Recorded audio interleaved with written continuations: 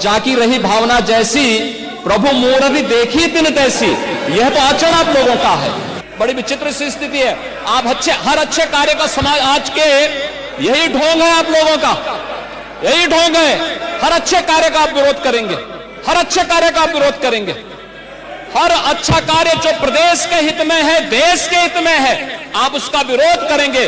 और मुझे लगता है इस प्रकार के विरोध की निंदा होनी चाहिए और हम इसका समर्थन करते हैं जो उत्तर प्रदेश की बोलियों को सम्मान मिल रहा है। मैं आपका धन्यवाद करूंगा और विधानसभा सचिवालय को इस बात के लिए धन्यवाद दूंगा।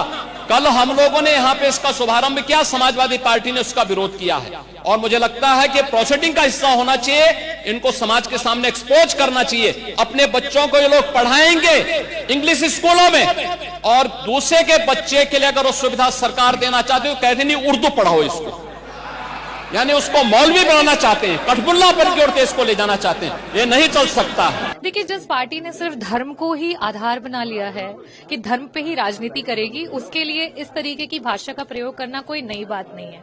और विधानसभा में विभिन्न, चाहे वो अवधी लैंग्वेज हो, चाहे वो बुंदेली खंड हो, और बहुत सारी लोकल लैंग्वेजेस जो है उसको हम स्वीकारते हैं और हम बहुत खुश हैं उसके लिए, क्योंकि बहुत सारे विभिन्न समाजवादी पार्टी के विधायक भी उन जिलों से आते हैं और वो अपनी बातों को अच्छी तरीके से रख पाएंगे। लेकिन कहीं ना कहीं जब पूर्णतः अंग्रेजी लैंग्वेज में अपने भाषणों के देने की बात हुई तो हमें भी पता है, और मुख्यमंत्री जी ने अपने पहले ही शब्दों में जब उन्होंने बोला तो ये कह दिया कि आप अपने बच्चों को अंग्रेजी पब्लिक मीडियम में पढ़ाना चाहोगे और दूसरों के बच्चों को चाहोगे कि वो सरकारी हिंदी मीडियम में जाएं। ये सरकार भी आपकी है, डबल इंजन की सरकार है। दिल्ली में भी आपकी तृतीय सरकार है और यहाँ पे आपकी दूसरी सरकार है, और उसके बावजूद भी आप अपने ही सरकारी स्कूलों को तिरस्कृत कर रहे हो और उनको आप इंफीरियर बता रहे हो। सदन के भाषणों में आप ये कह रहे हो कि आप अपने बच्चों को अच्छे स्कूल में, पब्लिक मीडियम में भेज रहे हो और सरकारी स्कूल जो है वहां पे नहीं भेजना चाहते हो। तो इस तरह आप कब ठीक करोगे? कब आप विपक्ष के द्वारा बार बार की हुई मांग को कि जो स्कूल है सरकारी उनमें अंग्रेजी मीडियम लेकर के आइए, जिस दिन आप सरकारी स्कूलों में अंग्रेजी मीडियम लेके आ जाएंगे उस दिन ये जो बैरिकेशन है, उस दिन ये जो ग्राम सभाओं में हमारे लोग बैठे हैं उनको भी इंग्लिश की जानकारी हो जाएगी और तब हमें सदन में इन बातों और इन मुद्दों पे झगड़ा नहीं करना पड़ेगा कि अंग्रेजी में बोलने पर हमारा जो अंतिम पायदान पे बैठा व्यक्ति है वो उस लैंग्वेज को समझ पाएगा कि नहीं समझ पाएगा। कि आज प्राइमरी स्कूल की पूरे प्रदेश में क्या व्यवस्था है, जहां लाखों बच्चे प्राइमरी स्कूल में अब इनरोलमेंट नहीं करा रहे हैं। सरकार इसके आंकड़े पेश करे सबसे पहले कि प्राइमरी स्कूल की क्या व्यवस्थाएं हैं, क्या आंकड़े हैं जिन्होंने अपना इनरोलमेंट कैंसिल कराया है या जिस हिसाब से पहले इनरोलमेंट होते थे बच्चों के वो नहीं हो पा रहे हैं आज की डेट में।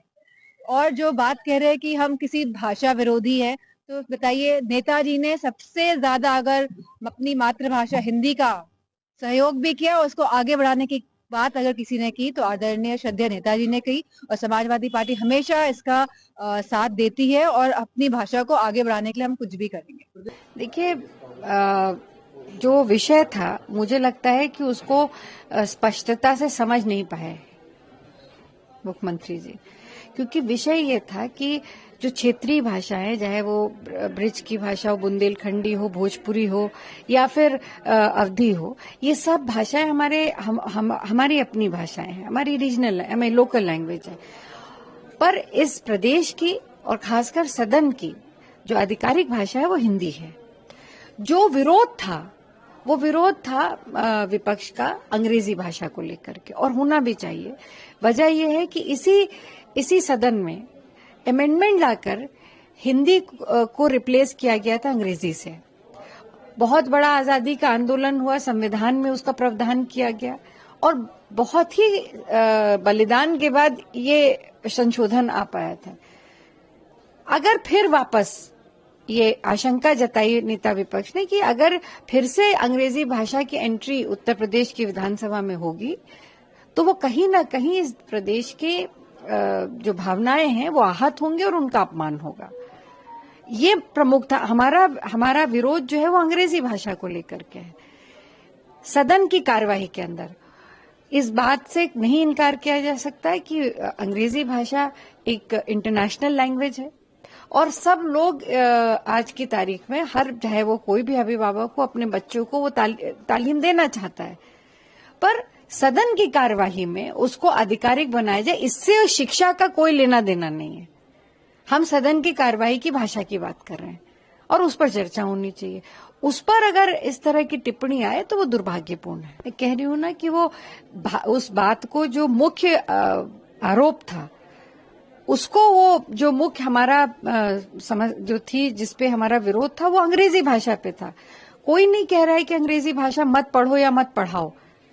हम सब लोग अपने बच्चों को चाहते हैं अच्छी से अच्छी शिक्षा मिले, पर जो विरोध है वो सदन के फ्लोर पर अंग्रेजी भाषा की री एंट्री का विरोध है और होना भी चाहिए।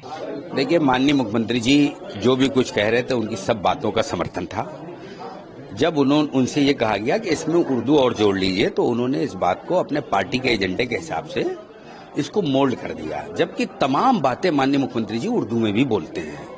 बिना उर्दू के कोई सेंटेंस पूरा होता ही नहीं है, बिना हिंदी के कोई सेंटेंस पूरा होता ही नहीं है। तो ये हमारे देश की संस्कृति है और ये हमारे देश की एक ऐसी खूबसूरती है जो हम लोगों को बचपन से पढ़ाया गया। ये तो अभी एजेंडे तय हो रहे हैं, भाषा को खत्म कर दो। मुंशी प्रेमचंद जी बताइए क्या कौन थे? बनारस हिंदू यूनिवर्सिटी के सबसे बड़े प्रोफेसर में एक थे और शायर थे, कवि थे। वो तो ये पेटेंट था, वो कोई मुसलमान नहीं थे, ये भाषा किसी मुसलमान की नहीं है। तो माननीय मुख्यमंत्री जी जैसे कह रहे हैं कि कठमुल्ला, तो कठमुल्लों की भाषा भी नहीं है ये भाषा तो हर हिंदुस्तानी के जबान से निकलती है और इस जबान में कितना प्यार है। कई बार माननीय मुख्यमंत्री जी उर्दू का प्रयोग करते हैं, आप जब देखिएगा तो वो फिल्टर नहीं कर पाएंगे, उर्दू को अलग नहीं कर पाएंगे हिंदी से। ये दिल है, एक धड़कन है, एक गुर्दा है, एक कलेजी है, तो इसको कौन अलग कर पाएगा? ये सिर्फ पॉलिटिकल एजेंडा है। इस एजेंडे को, क्योंकि बीजेपी का एजेंडा है, इस एजेंडे को अगर वो नहीं करेंगे तो माननीय मुख्यमंत्री जी हैं, वो भारतीय जनता पार्टी के सबसे बड़े नेता हैं, तो वो अपने एजेंडे के माध्यम से बोल रहे हैं। और आज उन्होंने जितने रीजनल लैंग्वेज का को पटल में कहा, वो सबका समर्थन समाजवादी पार्टी ने किया। केवल उर्दू को ये कहा कि उसमें जब आप बोल रहे हैं तो उसको जोड़ भी लीजिए। इंग्लिश का जरूर हम लोग ने विरोध किया था और किसी चीज का विरोध नहीं किया था, इसलिए आज कोई विरोध जैसी बात नहीं थी। ये सब सरकार के तमाम मुद्दों से ध्यान को भटकाने के लिए इन छोटी छोटी बातों में उलझा दिया जाता। हम लोग उलझने वाले नहीं है इसमें। देखो, यह है कठमुल्ला बनाने की बात नहीं है। बात यह है विधानसभा में किस भाषा में बोला जाए। तो अगर अवधी बोलते हैं, बुंदेलखंडी बोलते हैं, ब्रजभाषा बोलते हैं और ये अवधी बोलते हैं, तो उसमें अगर उर्दू संस्कृत भी जोड़ दिया जाए तो क्या भेजा? उर्दू संस्कृत में भी बुलवाओ। दूसरी सबसे बड़ी बात है, अंग्रेजी क्यों बोला जाए? अंग्रेजी कौन समझेगा? अंग्रेजी जब बोला जाएगा, प्रसारण होगा, तो गांव में कौन समझेगा?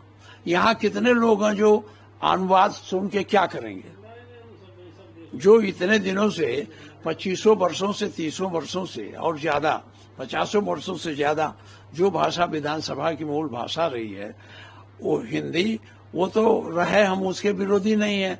बुंदेलखंडी भी रहा है, ये बोली है, चले, लेकिन अंग्रेजी की क्या जरूरत है? अंग्रेजी के विरोध में मैं बोला हूँ। देखिए, ऐसा है, ऐसा नहीं है। उर्दू जो है, उर्दू की भाषा जो है, उसके बड़े बड़े स्कूल चल रहे हैं, मदरसे चल रहे हैं, लोग पढ़ रहे हैं, एक बहुत बड़ी आबादी उसमें अध्ययन कर रही है। ये तो भाषा चली रही है, तो कठमुल्ला बनाने की क्या बात है?